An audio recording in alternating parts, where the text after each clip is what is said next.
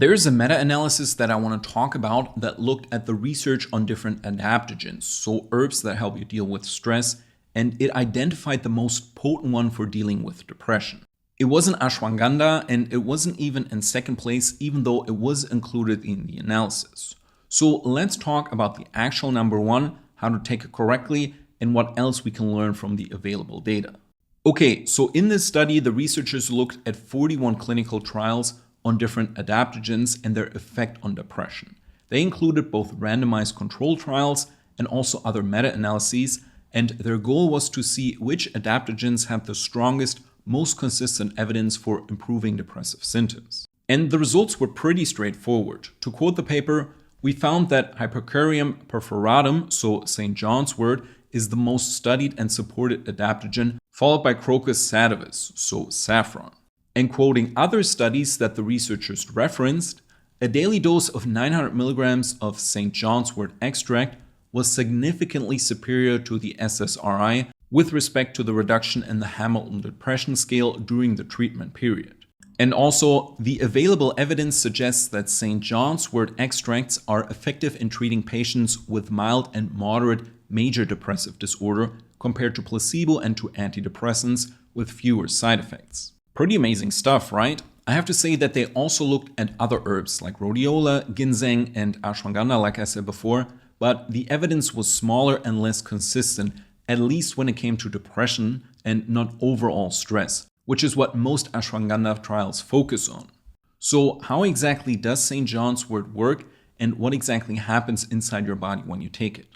To be honest, we don't fully know how it works. From what we know, the active compounds in it are called hypericin and hyperforin, and they seem to block the uptake of neurotransmitters like serotonin, for example, so they stay active in your brain for longer.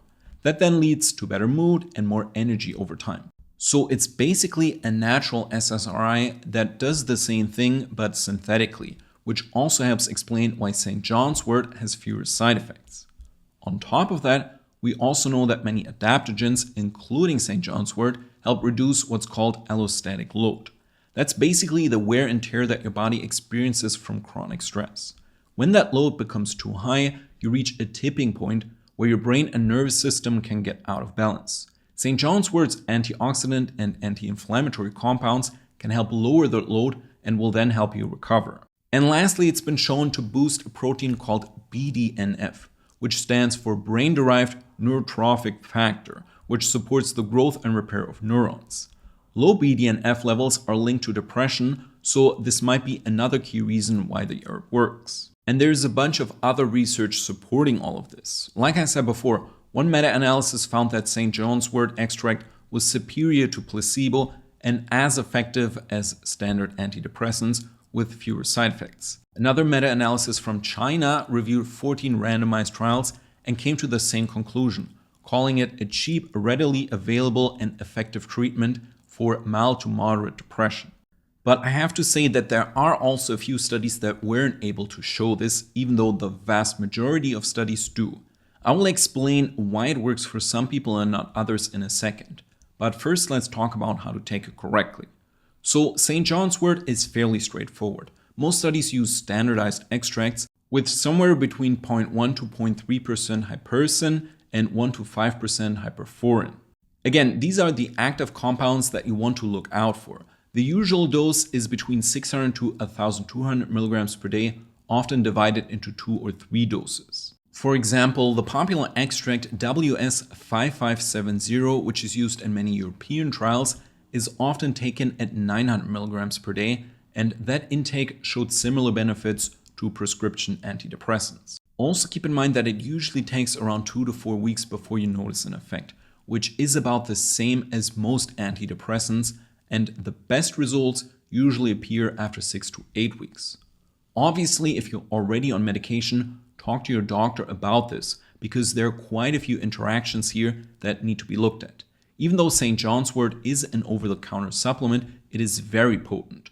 For example, it strongly affects a liver enzyme that helps metabolize many other medications. So that means it can speed up how fast your body clears other drugs and make them less effective. Obviously, it can then interfere with antidepressants, but also anti-anxiety meds, blood thinners, birth control, and a few others. So keep this in mind. Great, this takes me to who is best suited to take it.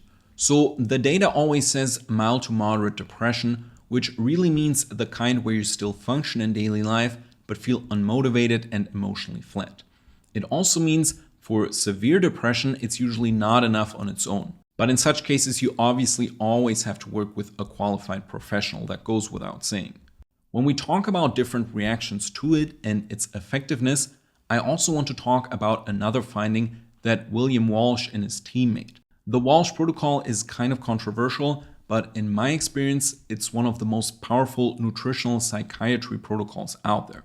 Basically, what they found was that undermethylators tend to benefit from St. John's wort because they have low neurotransmitter levels, especially low serotonin, which is then increased through it.